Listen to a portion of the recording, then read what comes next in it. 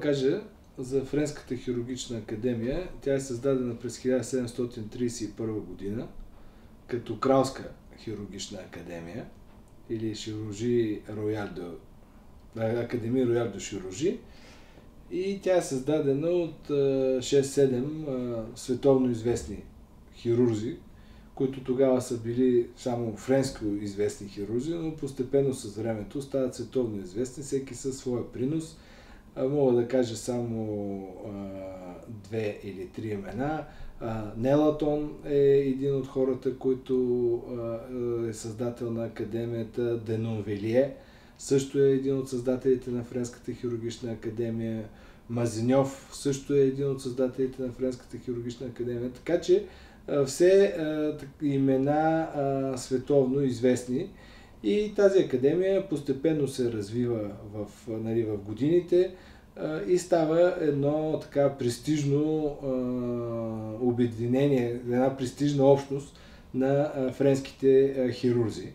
И през 1935 година става Академия Франсез до Шируржи, а пък през 1997 година се промени името и става Академия Национал до Шируржи, като от 1997 година до сега съществува този настоящият устав, по който се развива тази академия. Това е една общност на хирурзи, не само на коремни хирурзи, на кардиохирурзи, на гръдни хирурзи, въобще на хора, които се занимават с хирургия. Тя обединява, в условията на нейния устав, фигурират условията, че не повече от 150 френски членове трябва да има в тази академия и не повече от 100 чуждестранни членове. Като членството е пожизнено и всяка година се приемат нови членове в тази академия, било то чужденци, както чужденци, така и местни френски хирурзи. Тази година, 2012 година, бяха приети 11 чужденци, между които бях приет и аз в тази академия. Действително, това е едно голямо признание за дейността на всеки един хирург. Обикновено тези хора, които се приемат в академията, са свързани с френската хирургия по един или друг начин. Специализирали са, работили са, учили са във Франция и всеки един от тях по някакъв начин е бил проводник на френската хирургична школа в света.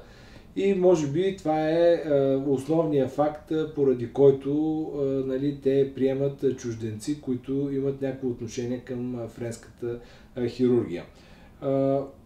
И тъй като аз съм възпитаник на френската хирургична школа, и направихме доста неща в България и в клиниката, която ръководя, във Военно-медицинска академия, които са направени абсолютно по френски модел, включително и чернодробната трансплантация и цялостната организация на нашата програма на Военно-медицинска академия за чернодробна трансплантация.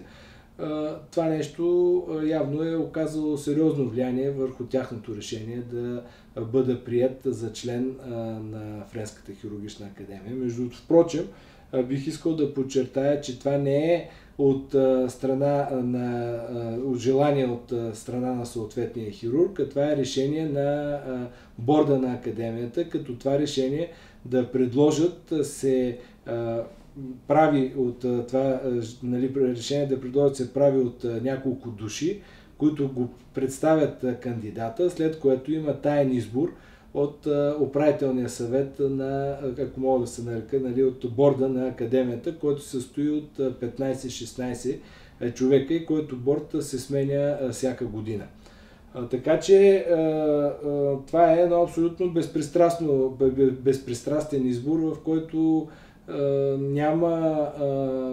нещата се правят въз основа на факти, доказателства, публикации, дейност и така нататък и така нататък. Така че аз мисля, че това е едно голямо признание не само за мене, но и за България, Като бих искал също да подчертая факта, че до сега членове на тази академия са били професор Парашкев Стоянов, всички знаете кой е той. Това е първият декан на медицинския факултет в София през 1923 година, мисля, че е приет.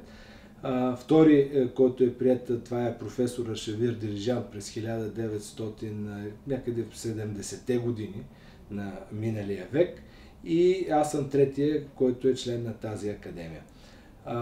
Също така има член, в настоящия момент има още една българка, специалистка по уши, нос и гърло, която живее от 30 години в Франция и която е френски гражданин. И всъщност тя е член на академията от френска страна. Не е като чуждестранен член, а като местен член, нали, на академията. Но така или иначе, това сме хората, които сме свързани с академията от България към настоящия момент. Така че това е, което мога да кажа. Аз съм много така щастлив, много горд, че по един или друг начин френската страна и въобще хората, които ме предложиха да стана член на тази академия, оценяват това, което сме направили в нашата болница и са преценили, че нали, за това нещо човек може да бъде член на тази академия, за което искрено им благодаря.